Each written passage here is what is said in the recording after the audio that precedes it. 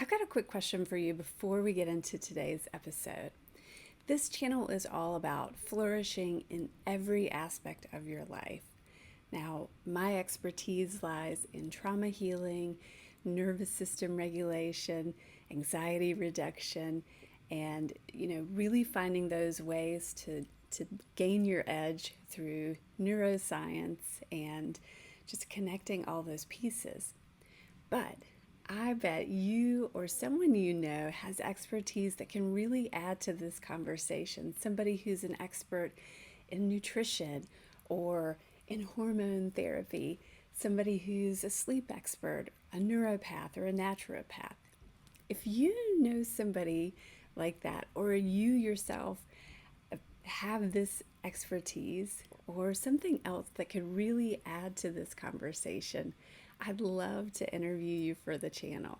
So reach out and let me know, or make that connection, because I really want to expand our conversation this year so that you can flourish in every aspect of your life, in your relationships, in your health, in your physical well-being, your mental well-being, your spiritual well-being, and just really live the life that you're meant to live, to enjoy every moment, to wake up feeling that sense of gratitude and vitality and just absolute joy and love for life. So let's keep going in that direction. Let me know if you want to chat, or if you have somebody you think would be a great fit for this conversation. Want to increase your productivity by up to 40% without burning yourself out, working harder, pushing harder, striving more, waking up earlier? This isn't about that. This episode is for you if you want to increase your productivity using brain science to actually leverage the way that you were built to increase and get the best out of yourself while also flourishing, feeling great at the same time. So these 3 strategies are backed by science, and let's get into it. First of all, one of the things that you can do is leverage dopamine for your motivation. So what do I mean by that? We all know dopamine is the feel good hormone, that we've heard about it as part of that reward neurotransmitter, right? You hear about it from, looking at social media. You get these dopamine hits, right? So there's false dopamine, and then there's the real true dopamine that's coming from tasks completed, finishing something, checking something off the list. You get these little dopamine rewards when you have this sense of satisfaction. And that's really kind of the underlying feeling of dopamine that we want to continue, right? So we want to get that satisfaction. Have you ever set a goal like, I'm going to work out every day this week, or I'm going to lose 20 pounds in 2 months? And we set these goals to, really hoping that these big goals will motivate us and keep us moving along. But what happens is you start out strong with motivation, and then it kind of fizzles over time. Well, one way to make that actually, instead of fizzling your motivation, to actually start to snowball it, is to actually start with really, really small, simple, achievable goals. So if you started with, rather than I'm going to work out every day this week, you said, okay, tomorrow I'm going to go for a walk. And you get up in the morning, you put on your clothes, you go for a walk, and then you check that off the list. Suddenly, you have already accomplished your goal starting with that day, right? So you've met that goal, and when you check that off, you get that dopamine boost. You feel good, and that makes you want to do it more. And so the next day you say, okay, I'm going to walk again today.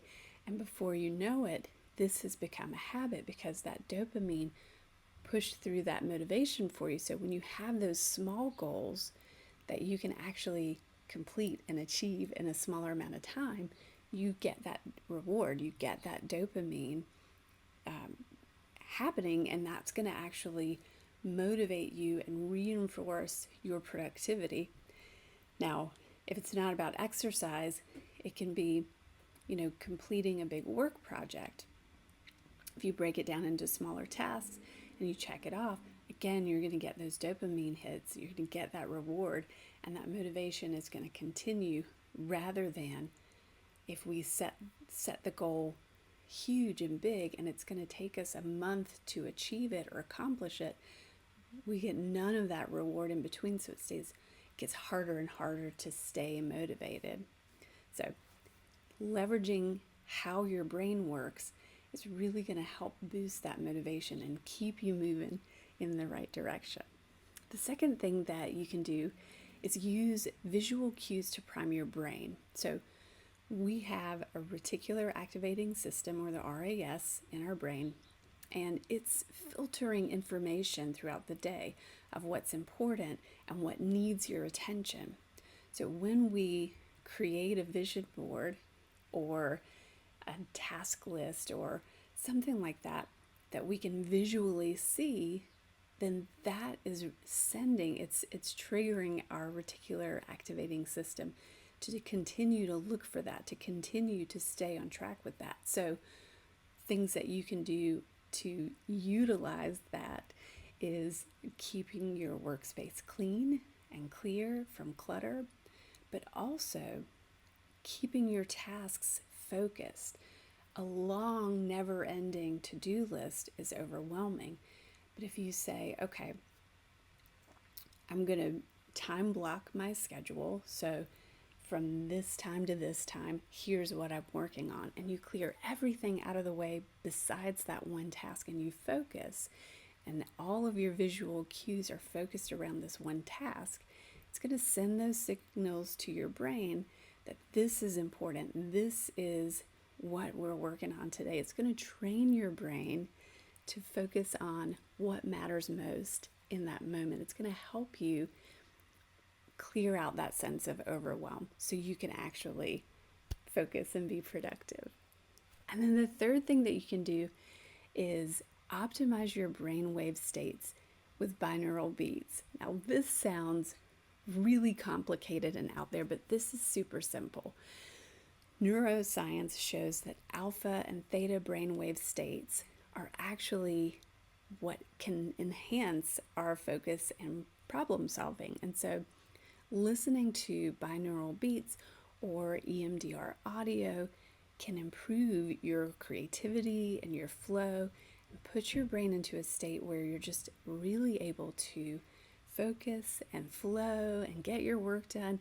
It's going to feel more natural. It's going to feel more relaxed, more calm, and you're going to get more done. You're going to be able to focus without all the brain distractions, without all the spinning thoughts and running, racing mind, right? So these are those three things that you can do. You're going to increase your productivity by up to 40%.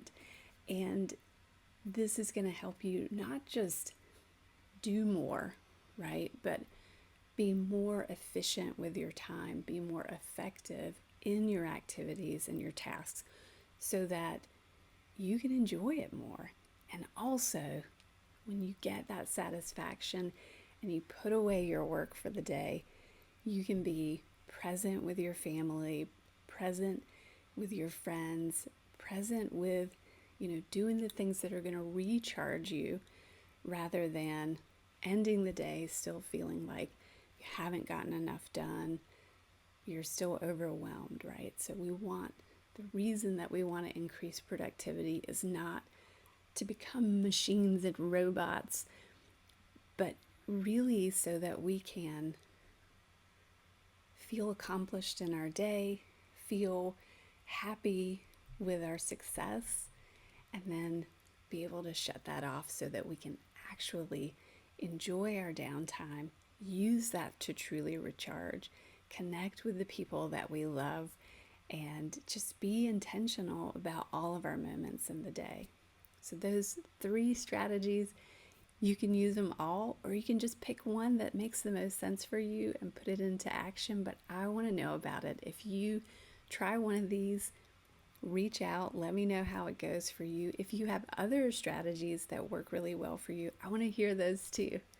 Let's be more productive, not for the purpose of doing more, getting more done, and accomplishing more because we want to prove ourselves to anyone, but we want to be more productive so we can enjoy all the parts of our lives. So we can truly flourish in every moment, every day.